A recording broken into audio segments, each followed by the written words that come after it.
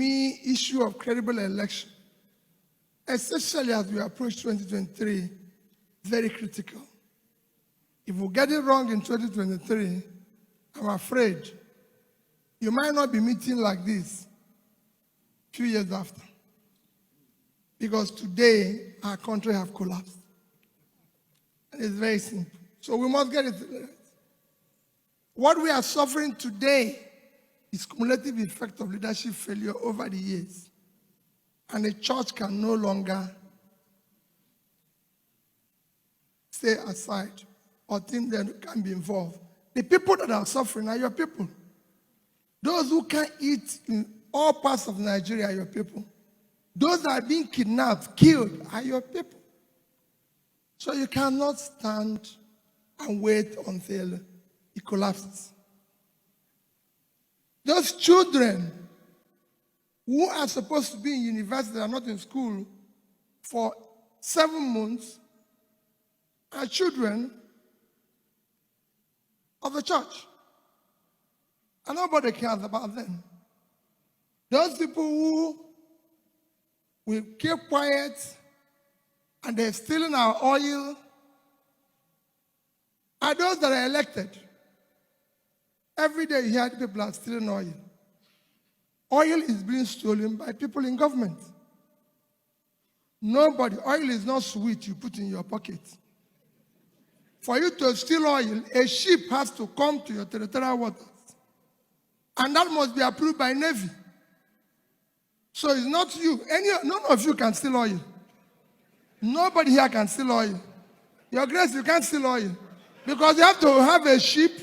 Every ship is registered and everybody knows where the ship is going. And it has to have approval. So the only people who can steal oil are people in power. This agreement that is keeping our school closed, Your Grace, was signed in 2009. And the content, monetary content of it is about 1.2, 1.3 trillion, out of which Jonathan paid 200. The rest is spent. Just to show you why I used oil, in 1 month, the money of oil they stole can pay for this. Our approval to oil is 1.8 million barrels. Nigeria's approval. By OPEC, we are the only people. In July 2022, throughout the month of July, our production was 1,083,000. So every day, we're losing 717,000. If you multiply by 31 days, it's 22,227,000. That's what we lost.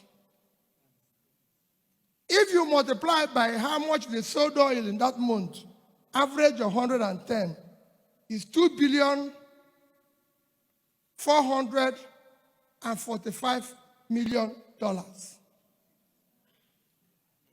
If you use the average rate of 550 to multiply it, is 1,344,750,000,000 naira.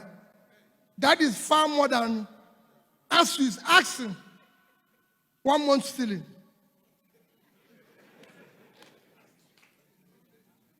You must get involved.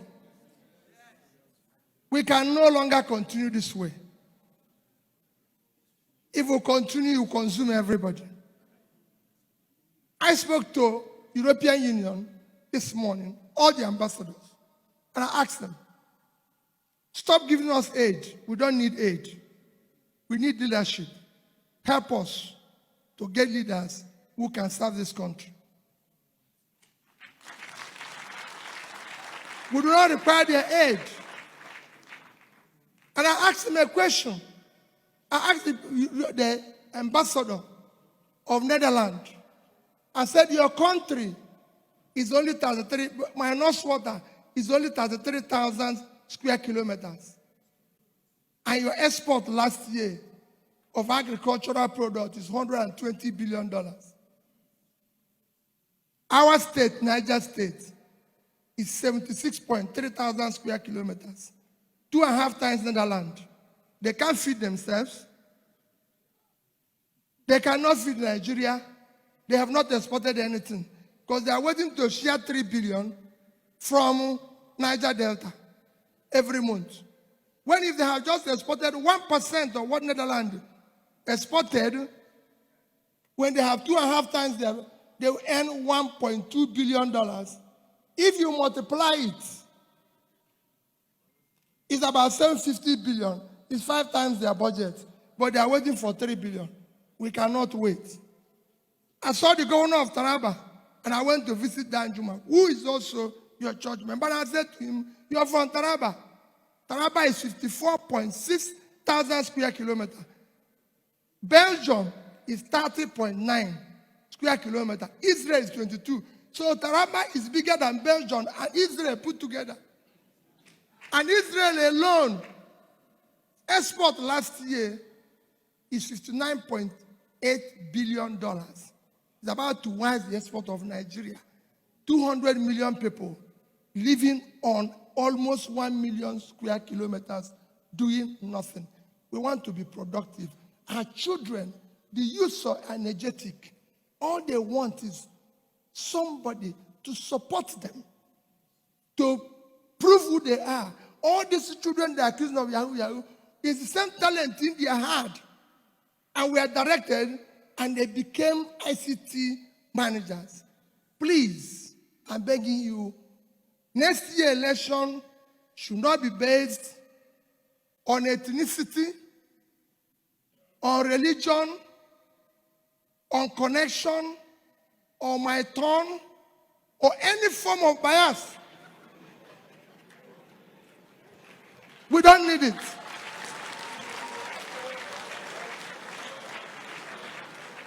And let anybody who said he wants to be, anybody who says he wants to serve, please let him not speak to you through spokesperson. Let him come and tell you what he's going to do. You take note of it. Because when he goes into office, he'll start telling you what I saw when I got in, or what I didn't see. All of us should see what is bad now. So when we hire the person, the job of a leader is to find solution, to prefer solution, and not to give us excuse. We are tired of excuse. Anything any of us wants to see, let him see it now. So when he goes, it is solving the solution. And after election, please do not go away. Part of our problem is that after election, you go away, and His Excellency reverses the vehicle, which you all agreed is going north to south. And nobody is telling him, no, this is not what we agreed. This time around, whoever is going to be there, we'll have an agreement. Your Grace, come out with a charter of demand. And let whoever is going to be there, you demand this is what you want. You don't want your children to be at home. You don't want this. UNESCO has just said that 20 million Nigerian people out of school. Which country? And we are normal. And we are saying the church should not be involved. In fact, the church should be at the forefront. And let the politicians follow them. Finally, in conclusion, I'm sure we'll have time one day to discuss this further. Next year's election must be based on character we can trust with the proven record of the past.